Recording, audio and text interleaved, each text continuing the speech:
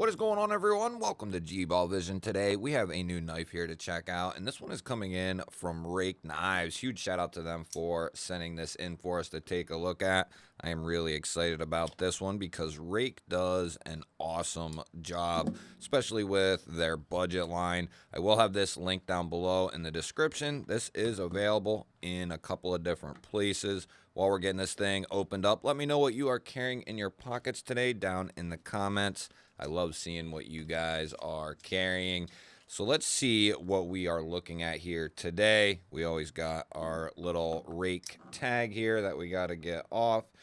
Now, this is the P831, and this is going to be a flipper version. Now they have several different styles that you can choose from in this similar platform. They have drop points with thumb studs, they have drop points with thumb studs and a flipper. Then we have Wharncliffes here, and this one has a flipper tab. These are going to be right around 50 bucks, maybe just a little bit under, depending on which model you go with. This is the 831, and it's the SA, which just means that this is the satin blade shape. We are going to be looking at 14C28N, which Ruike does an amazing job with. They use it in a lot of their different folders, and they also have quite a catalog of different fixed blades that they use it in as well. 14C is a great stainless steel, very tough, very corrosion resistant, and is a very easy steel to maintain, even if you are a novice at sharpening. We have a nice satin finish on that Wharncliffe, decent little sharpening choil here, and then the flipper tab is going to be done very well. Nice tight jimping there, grippy jimping, and the detent is really nice. Also has good acoustics when it locks up. Nice solid lockup. And then we are looking at a steel frame lock here.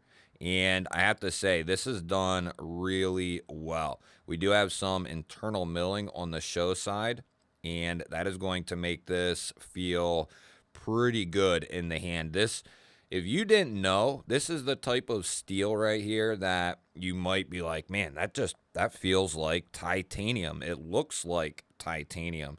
So a great way to make a knife look and feel more expensive than it is, and there's nothing wrong with that. We are looking at some nice chamfered edges that have milling on them, and then we can see a nice cutout here so we can get to our lock bar. They throw a little chamfer on there, and then our closing action is nice and smooth as well. Drop to the thumb. This will break in. We have a really nice deep carry clip here. It's lower mounted. There will be a little bit poking out of the pocket there. We'll check that here in a moment. And then we have a nice little lanyard hole here and a couple of standoffs. So what kind of size are we looking at here with this fella? We'll start with our blade edge, and that is going to be coming in there right at 3 5/16, and we could say that for our total blade as well, coming in there all the way at 3.5 to the flipper. And we are going to be right about 7 5/8 for our overall length. We'll bring out a couple of comparison knives here. We have the full-size Kaiser Militar up top here, and we have the full-size Benchmade Bug Out down here on the bottom. And this is going to be directly in line with that Bug Out length, but is going to be a lot more hefty in the hand, especially compared to the carbon fiber version. And then we have the Kaiser Drop Bear up top here and the Vostede Raccoon Bowie on the bottom. And this is going to fall right in between both of those. So it's just a touch larger than the Drop Bear and literally a touch smaller than the Raccoon. We'll go ahead and take a look at this in the pocket here, see how that clip works. I really like the look of that clip, and I think it's going to function very well. Nice retention there on the way in, and then that's going to look nice and clean in the pocket. You'll have just a tiny bit poking out there. If you rock a lanyard, That'll be kind of hanging out of the pocket as well. And then we'll check our retention on the way out. I do like that. That looks really good. This has good retention, especially on this thinner microfiber cloth. Might be, you could always get, give it a little bit of release by kind of stretching it out. But that's got good retention on that pocket clip. This thing is not going to go anywhere. And then we are looking at a single torque screw holding that all together there. Not sure if that is slightly recessed or not. It looks like it might be slightly recessed. Now, these knives here, like this one, is not a new release for Ruike. It's just a knife that I have not checked out from them. I would say this and the drop point is probably two of their prime time, well-established pocket knives. This is going to do you justice. If you have a knife similar to this, or if you pick up a Ruike in 14C, you're going to be getting a solid knife. We're going to check the weight on this thing here. We have a steel construction. Not a huge knife, but it's going to be a decent size. I'm going to say that this weighs 3.6, 3.7. Oh, damn. 3.3 and 94 grams. The next thing we will take a look at here is our handle thickness and give that a check. See what kind of thickness we're looking at. And it's a thin boy here, 0.36 at our thickest part. We'll go ahead and check our blade stock thickness here as well. Try to get the thickest part. And that is coming in there right about 118 at the thickest part. We'll go ahead and check our behind the edge thickness. See what we are looking at here. And that is coming in there pretty thin, about 18 thousandths in that particular spot with that particular hold. But let's see how this thing cuts out of the box.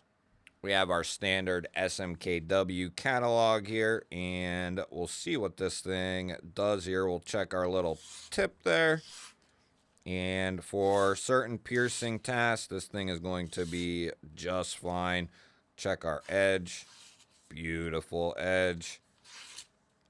Ruike is one of them companies that just quietly gets it done. Behind the scenes, they do a phenomenal job. They don't put out a ton of knives, but I put Ruike in there with the likes of Real Steel, which Real Steel, they put out, quite a bit more knives than Ruike does. But Real Steel, Ruike, SRM, there's a lot of companies like them that just put out a very solid product. We'll go ahead and we'll check our hardware here, see what we're looking at.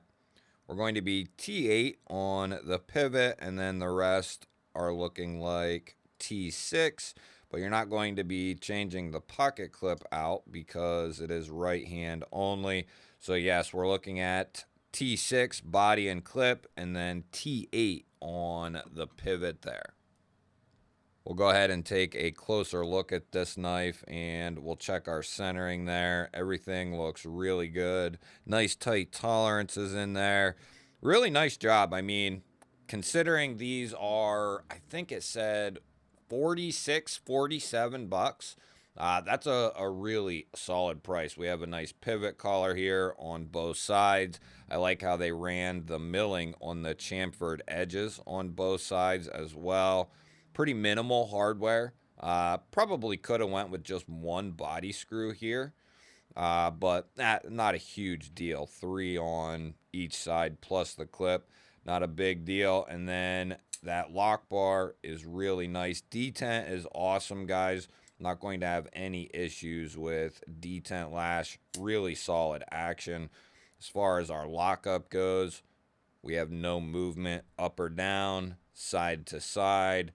And we don't have any pivot lash either.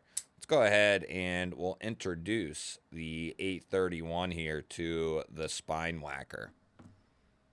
We've had it this time probably, I'd say, a good 10 or so rake knives, and they have all been, maybe even a little bit more, but they have all been really solid out of the box. Even there, they have a couple that are down around the $20, $30 price point, that are in like D2 or maybe 8 or 9 CR, and even those knives are really, really solid. So let's go ahead and we'll see what we're looking at here. Lockup looks really solid. I think we're going to be in good shape. We'll start out here towards the tip and start at that awkward position. And that will usually do it. We'll go to the middle here and introduce those quick pops. And very good. We'll run our normal check here after the fact and make sure everything is working properly. Centering is still good. No detent lash. Did we get loosened up there in the pivot? Nope, everything feels good. Detent feels solid. Lockup still feels very good. And you're never going to introduce quite that much, issue or pressure on the knife. What I was doing there, if you were to introduce something like that, it would be more just one quick pop, and me popping it 2 or 3 times back to back, that's putting a lot of stress on this knife. So, most people, it would be one quick, introduction of that stress. So putting it through those double and triple taps is going to be, pretty clear for the lockup on this knife right here. But coming in under 50 bucks, getting this type of frame lock, 14C, good solid build. And like I said, if flippers and warnies aren't your style, they have drop points with flippers, thumb studs and drop point combos, thumb stud flipper combos. So pretty much whatever you could think of in this similar style. I will have this knife linked down below along with the other brothers and sisters of this knife. That way you can get an idea of what Ruike has if you haven't checked out their knives. But if you haven't checked out Ruike and you're in the $40 to $60 range, I'll leave a couple other Ruike knives linked down below as well that are very solid and would definitely be worth checking out. You'll have to let me know, what do you think of Ruike? What do you think of the 831 here? And let me know if you have any experience with Ruike. I love hearing from you guys. Don't forget to hit the thumbs up button. That helps push the video out there to more people. If you're new to my channel here and you enjoy knife, EDC, and gear type content, you're in the right place. Make sure you subscribe because I release daily videos just like this. I'd love to have you here. I'll pop up a couple of new videos. Go check one of them out for me. Have yourself an awesome day. I love you all. Thanks again. I'll catch you on the next one.